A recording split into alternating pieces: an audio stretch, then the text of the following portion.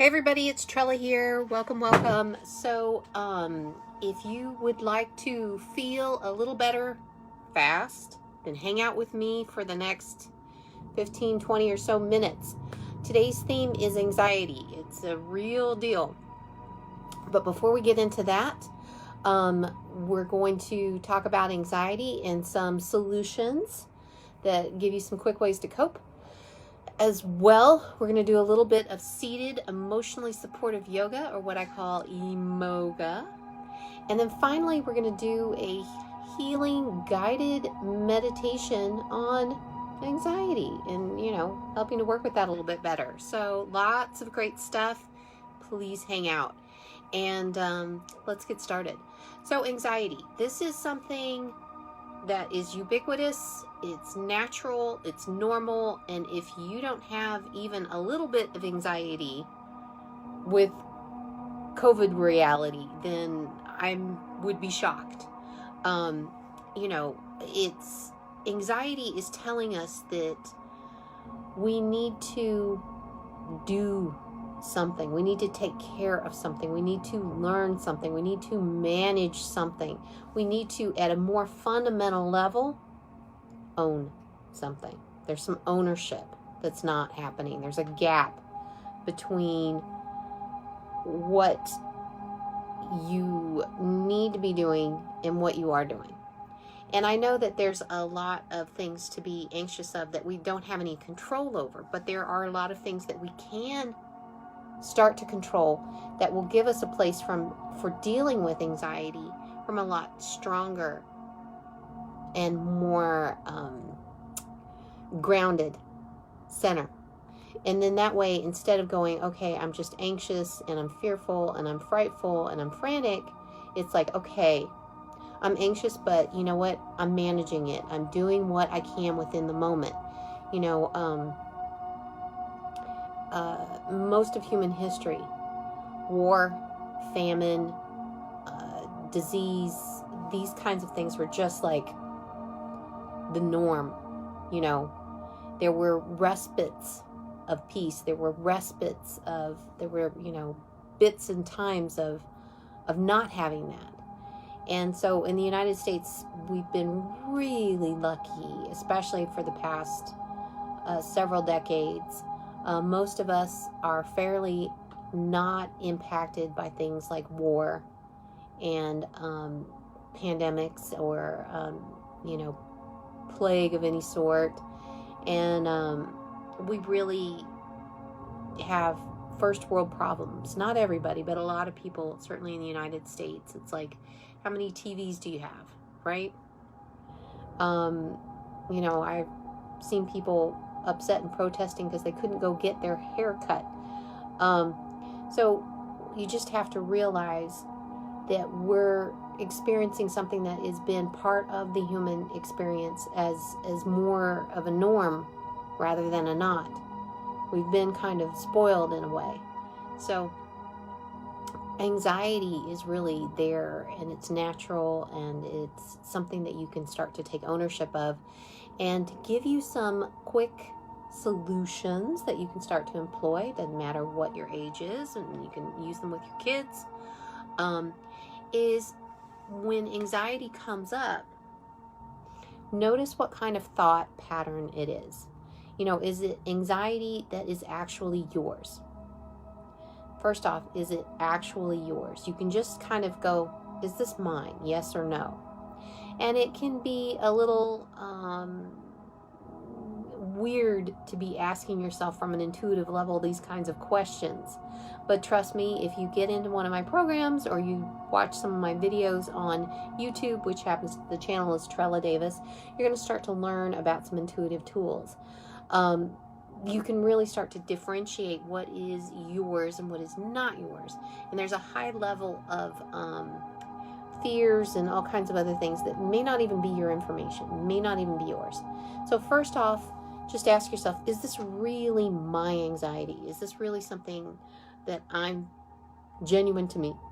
And then start to question if there's certain thoughts around it. Oh, okay.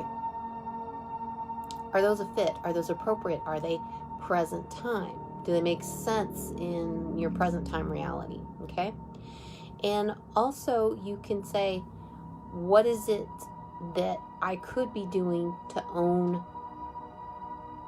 to take an action on that would address this, if it is in fact your concern, your fear, your anxiety. So just take a moment to go, really? Just do that. It's very empowering. Next you can do is just practice. Hey Todd, thanks for joining. So when dealing with anxiety, another practical solution is just do some focused deep breathing. Now, we're going to do some focused deep breathing in the rest of this video, and you're going to learn some of the benefits of why you want to do that. And it's really breathing in through the nose, 4 count, and out through the nose, and deep belly breathing. Now, anybody who's gone through trauma, PTSD, childhood trauma, sometimes deep breathing is terrifying because it's returning to the scene of the crime. But if you can deep breathe, it's really powerful, and it is a great way to take some ownership if you are feeling anxious, frantic, fearful, or having anxiety. So number 3 solution on helping to cope with anxiety is use aromatherapy.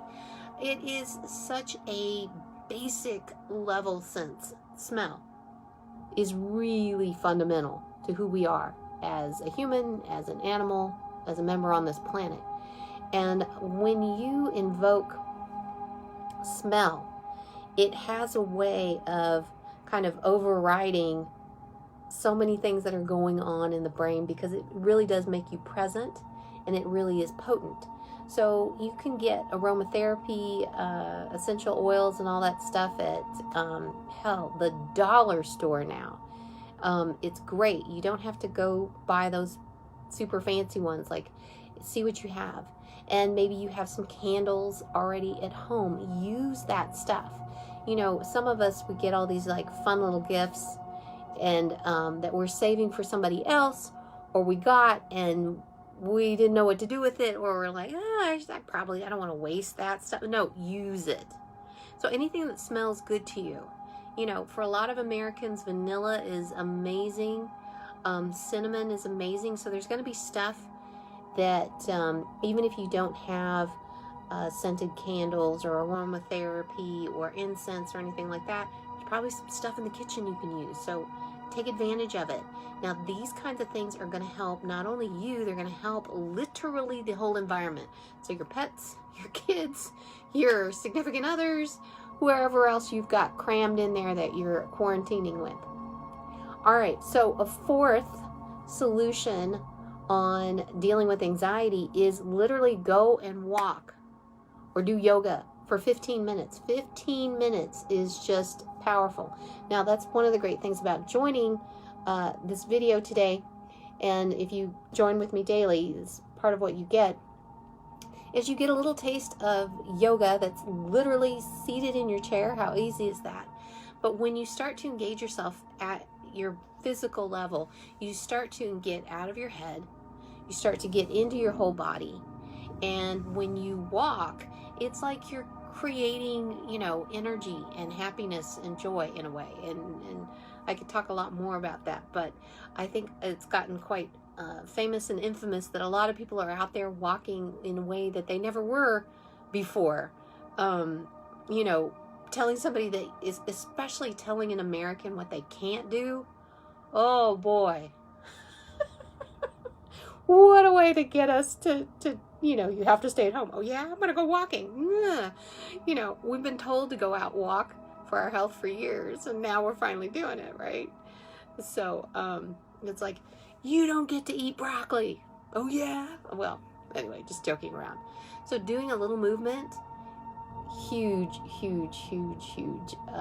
nice little and impact, and only 15 minutes will do. All right, so finally our 5th tip, and there are, of course, lots of things that you can do for anxiety. I work with a lot of clients and help them break through anxiety and depression and you name it. So if you really want some support, contact me. But the 5th solution or tip that I can give you is write down your thoughts. Write them down. Hi, Brian. Thanks for joining. So when dealing with anxiety, if you write down your thoughts, it's like you honor them. There they are. They've gone from something rolling around in your head. They're on paper. So now they exist apart from you. And when you put that there, you can observe them. You're like, oh, hey.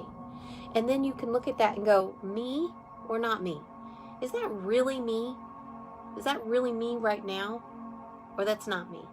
And you can start to get some discernment around which anxious thoughts or anxiety thoughts are actually relevant and actually yours, and which are just, clatter and noise and something or someone else's. So those are your 5 quick solutions on dealing with anxiety. And now we're going to switch over and do some emotionally supportive yoga. Now, this is something I have curated, created, put together, and I hope you enjoy it. And if you want to play with it more, you can go to my YouTube channel, Trella Davis. So let's get started. So literally, you still get to stay seated in your chair, just be nice and, good posture. Sit up. We're all crunched and hunched over on these screens. And just come to your breath with your palms at your heart, or prayer pose. When you bring your hands to your heart, you start to say hello to gratitude and appreciation and humility, right? Anybody were like, please,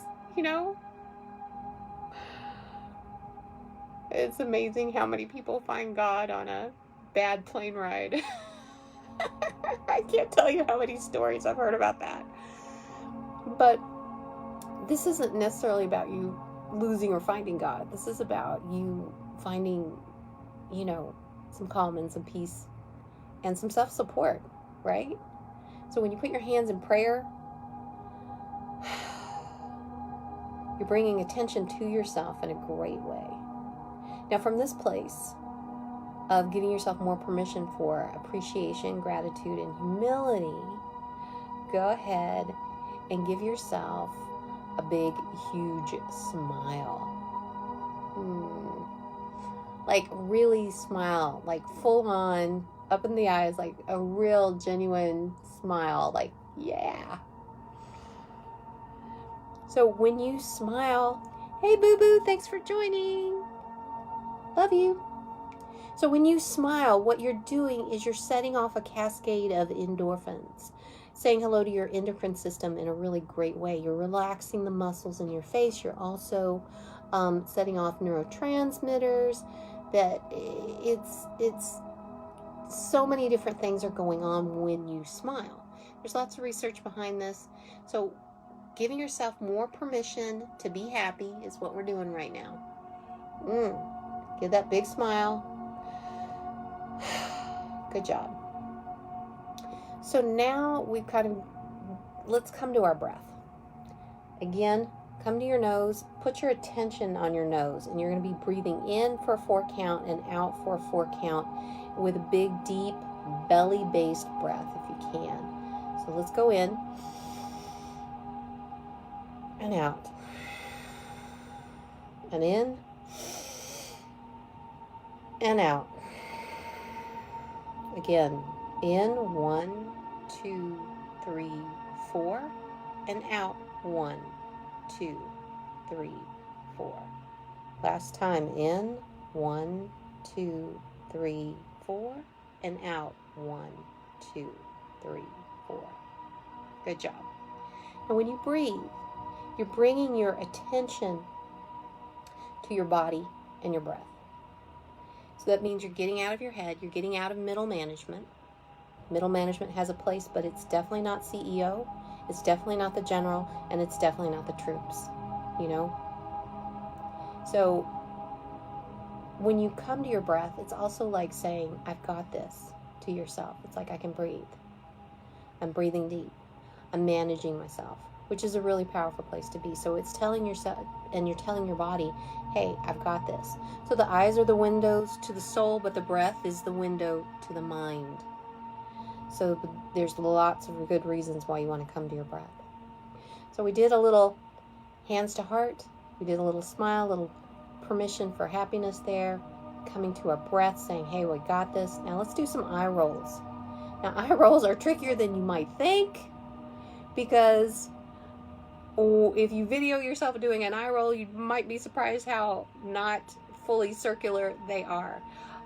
We need to roll our eyes. We need to do some eye exercises, because when we look at screens, it causes us to habitually focus in one particular way. And when we always look in one particular way, the muscles around the eyes kind of like atrophy. So we want to just loosen all that up. So go ahead, keep your head still, look up, and like kind of follow around very slowly, deliberately, to the side, to the bottom, to the other side, up. We're going to do again, to the side, bottom, other side, and up. Now opposite, side, bottom, side, up, side, bottom, side, up. And come to your breath. Good job. Hi Alice, thanks for joining. So now, let's get out of our heads even more, and let's do what I call the bobblehead. So just gently bobble your head back and forth, front to back, side to side. You're starting to loosen up the muscles on the scalp, neck, and you're starting to activate the fascia tissue that runs from the top of the scalp to the bottom of the feet. Really simple. Okay, good job. Come to your breath. Nice. Now we're going to get out of our head a little bit deeper. Turn your head 45 degrees to the side and tilt back. You're getting little stretches along the shoulders, the neck, and the sides of the head. And you can just imagine spilling out, emptying out any information that is no longer relevant.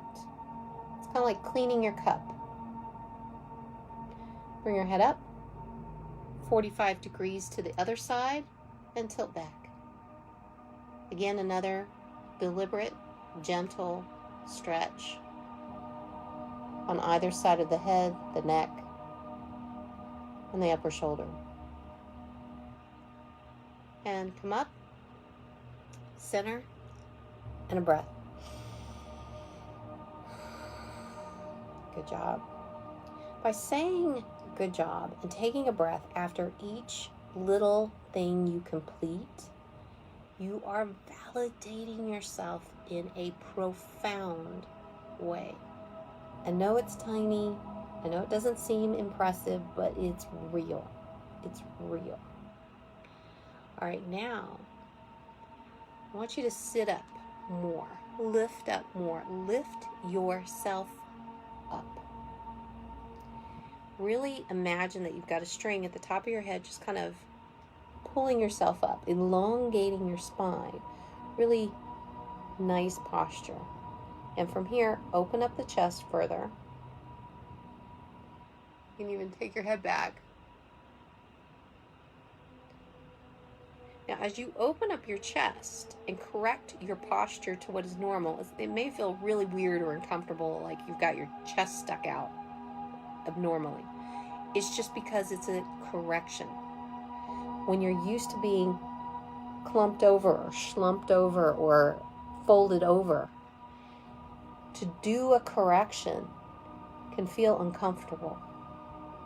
So, people who are going and struggling with addiction, to do a correction feels uncomfortable to do the right thing, even though you know it's the right thing. So don't worry about it feeling awkward. So as you open up your chest, opening up the clavicle, very nice. And if you talk to any body language expert or chiropractor, they're going to tell you how you carry your chest is how you present yourself to the world. What are you saying? Hey, I'm here, I'm confident, I'm proud, right? Confidence. And come to your breath. Nice. Now we're going to pinch our shoulder blades together. Again, slow, deliberate, but deep. This is opening up your chest, getting into your shoulders and your upper back. A little bit longer and release. Come to your breath. Good job. Now we're going to do some shoulder rolls, just kind of opening up those upper arms and the shoulders a little bit more. Go shoulder roll back. Slow and deliberate. A couple more. And then shoulder roll forward.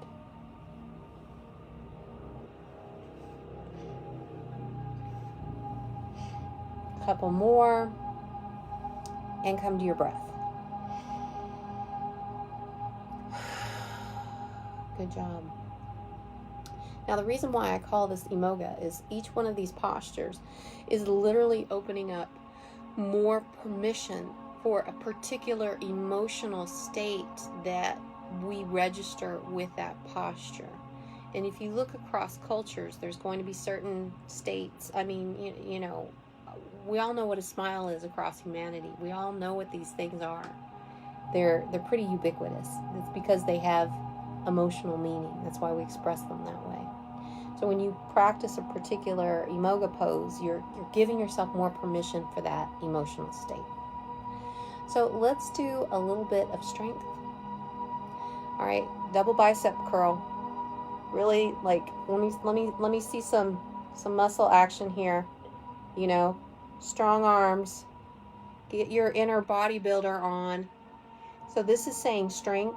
This is saying I can win. Now, if anybody's a fan of Tony Robbins, he does this pose and a few others every morning because he is addicted to winning for sure. Nice, strong double bicep and release. Come to prayer hands and breath. Good job. So this is just a quick taste of imoga. If you want to do more, learn more, then please, I invite you to go to my YouTube channel, Trella Davis. There's more to play with, and if you really want to learn more, you can contact me, and boy howdy, have I got a lot to share. So now we're going to go and do a guided meditation on today's theme, anxiety, and just be relaxed. If you're already seated, great. Maybe you want to lay down, that's okay too. I don't suggest any multitasking. And be where you can be undisturbed is ideal. So go ahead, relax, and close your eyes. Come to your breath. Start to deep belly breathe.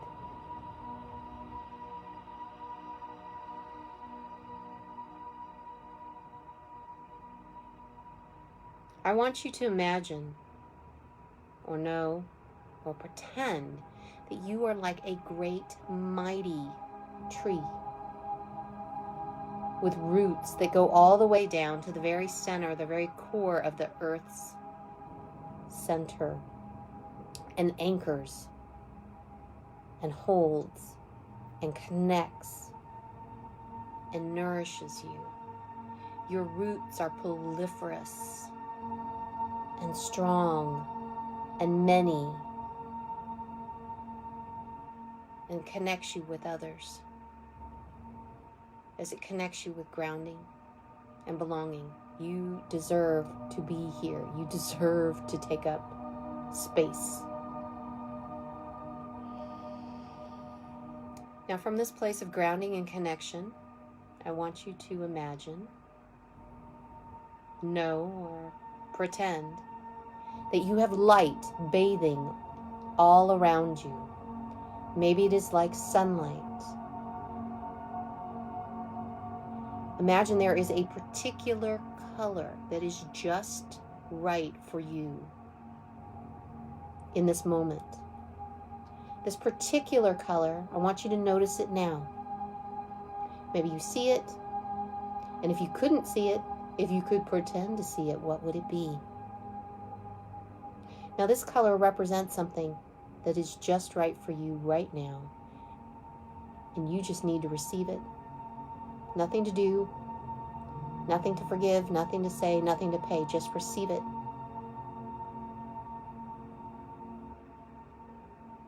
Let it seep into every cell. Let it infuse into every atom. Let it fill all those places and spaces in between, giving you what you need. This is receiving. We are all part of this group, and we all need to be here for each other.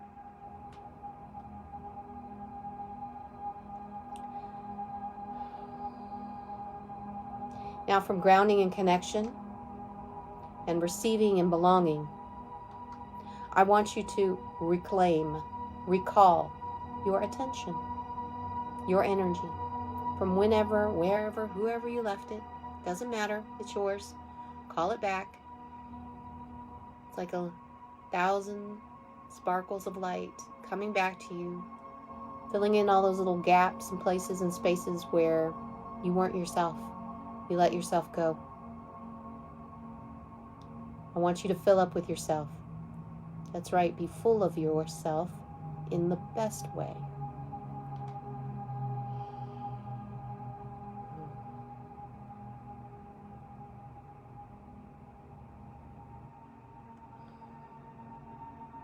Now, from this place of grounding and connection, belonging and receiving, and being present with your own energy, your own self, in your own skin, I want you to acknowledge anxiety that you may feel. What color is that anxiety? Acknowledge it. Maybe you see it, maybe you hear the color, and if you could see it, what color would it be? Now I want you to ask yourself, is 100% of that anxiety yours? Yes or no?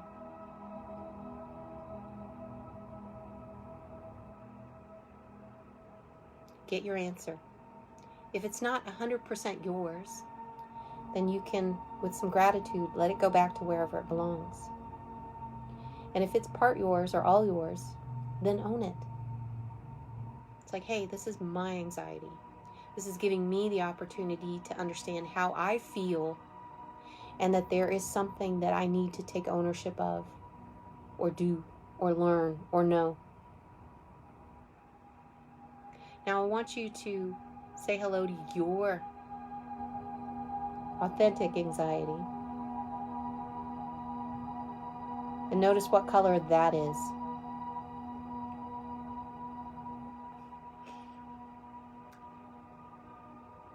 And if your anxiety could talk, what might it say to you? What does it need in this moment? What's one little thing that you could do today or tomorrow that would honor how you feel, how this anxiety feels?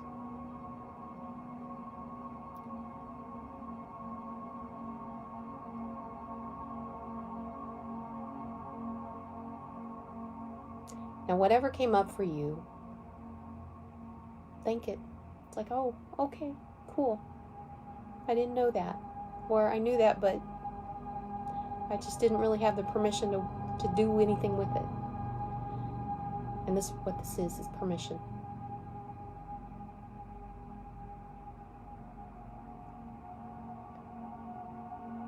So go ahead, hands to heart, big deep breath.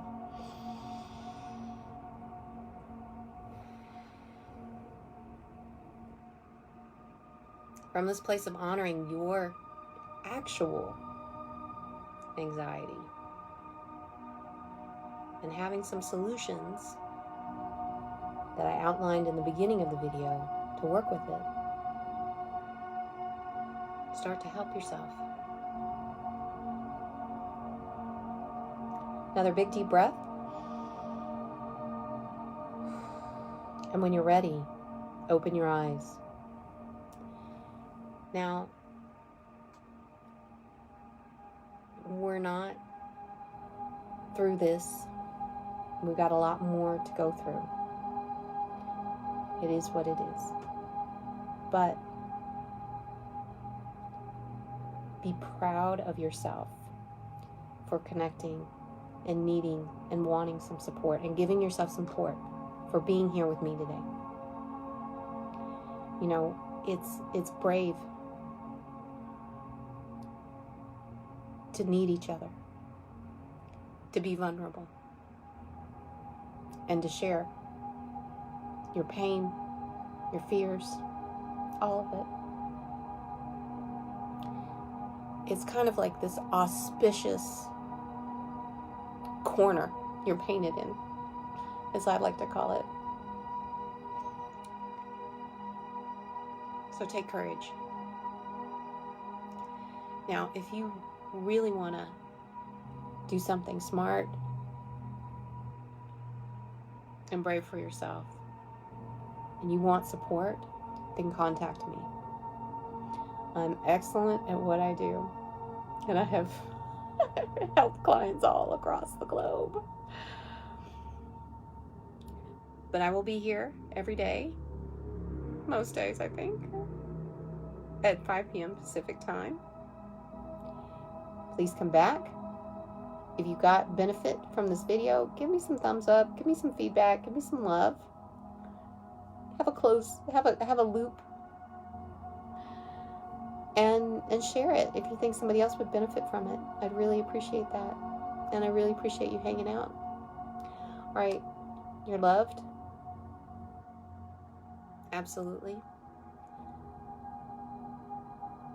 And I have to tell you, one of the biggest games, one of the biggest lies on the planet is that we are alone. I mean, we know that there's several billions of us, and technically we're not alone. But there are so many layers of not alone that we are.